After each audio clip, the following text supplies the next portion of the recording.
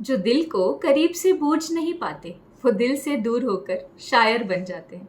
और विज्ञान जो दिल को पढ़ता है उनके लिए दिल बस एक मशीन है जो शायरों के साथ हम सबके लाल लहू को बस पंप करने का काम करता है। दिल धड़कने की एक आवाज़ होती है, आप सोएं जागें या भागें, आपके दिल की धक धक फिर भी चलती रहती है और ये सुनाई देती है स्टेथोस्कोप से। हृदय की ध्वनियों को आमतौर पर लुप डुप ध्वनि के रूप में वर्णित किया जाता है। ये आवाज़ें हृदय के वाल्वों के बंद होने और खुलने के कारण होती हैं। असामान्य हृदय ध्वनियों से शायर तो बड़ी बड़ी बातें कर लेता है, लेकिन मेडिकल साइंस दवाइयों की एक लंबी फहरिस्त दिखाता है। स्टेथोस्कोप के आविष्कार को मेडिकल साइंस के सबसे बड़े आविष्कारों में से एक माना जा सकता है। पुरुष प्रधान समाज में जहां शर्म और झिझक को महिलाओं का गहना कहा गया, लेकिन अगर ये हया और ये हिचकिचाहट फ्रेंच वैज्ञानिक रेने लेनिक में ना होती तो शायद आज भी हम मरीज के सीने के पास कान लगाकर उनकी धड़कनें सुनने का प्रयास कर रहे होते। एक बार जब महिला मरीज की हार्ट की समस्या को सुनने के लिए उन्हें असहजता महसूस हुई तो उन्होंने एक कागज को बांसुरी की तरह मोड़कर एक ट्यूब जैसी संरचना बनाई, जिसका एक सिरा मरीज के चेस्ट पर रखा और दूसरे सिरे से दिल की धड़कन को सुन लिया। और इस तरह चेस्ट के परीक्षण करने वाला यंत्र स्टेथोस्कोप का आविष्कार हुआ।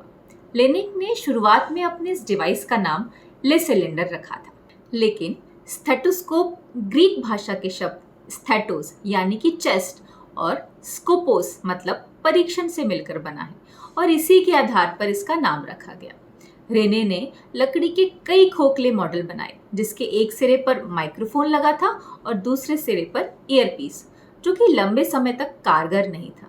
लेकिन कहते हैं ना, अगर आपकी जड़ मजबूत है तो आप बिना भटकाव के मंजिल तक पहुंच सकते हैं।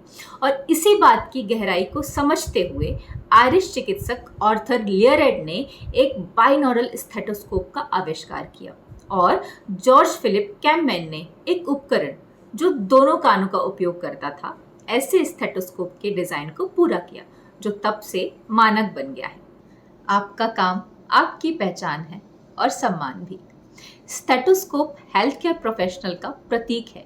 अनेक शोध पत्र दावा करते हैं कि स्टेथोस्कोप किसी अन्य चिकित्सा उपकरणों की तुलना में डॉक्टर्स की विश्वसनीयता पर सबसे अधिक सकारात्मक प्रभाव डालता है।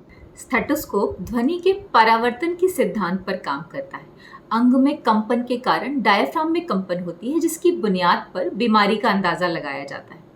स्टेथोस्कोप का उपयोग हृदय, फेफड़े या आंतों से निकलने वाली आवाज़ों के साथ साथ धमनियों और नसों में रक्त प्रवाह को सुनने के लिए किया जा सकता है। इन आवाज़ों को सुनकर ही डॉक्टर्स बीमारी की जड़ तक पहुंचने का प्रयत्न करते हैं। यह आविष्कार तहलका तो नहीं था, वरन एक सीढ़ी थी जिसने आने वाले समय के भविष्य का निर्माण किया। तो देखा आपने स्टेथोस्कोप कितना यूज़फुल है। जानकारी हमारे साथ साझा कर रही थी आयुषी शर्मा, आपका बहुत बहुत शुक्रिया। और सृष्टि, यहाँ पर हम हेल्थ प्रोफेशनल्स की बात कर रहे थे, स्टेथोस्कोप की बात कर रहे थे, क्या इससे जुड़ी हुई भी कुछ पंक्तियाँ हैं तुम्हारे पास?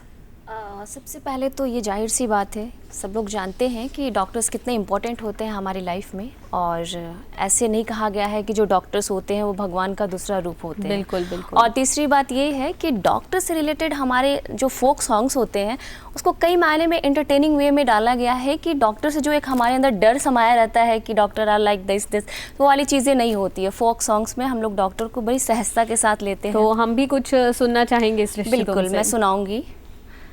पटना से बैधा बुलाई दा, नजरा गई गुइया। पटना से बैधा बुलाई दा, नजरा गई गुइया। नजरा गई गुइया, नजरा गई गुइया, नजरा गई गुइया। पटना से बैधा बुलाई दा, ओ नजरा गई गुइया। पटना से बैदा बुलाई दा, हो नजरा गई गुइया। मोरे बलम गए पूर्वा नगरिया, मोरा बलम गए पूर्वा नगरिया।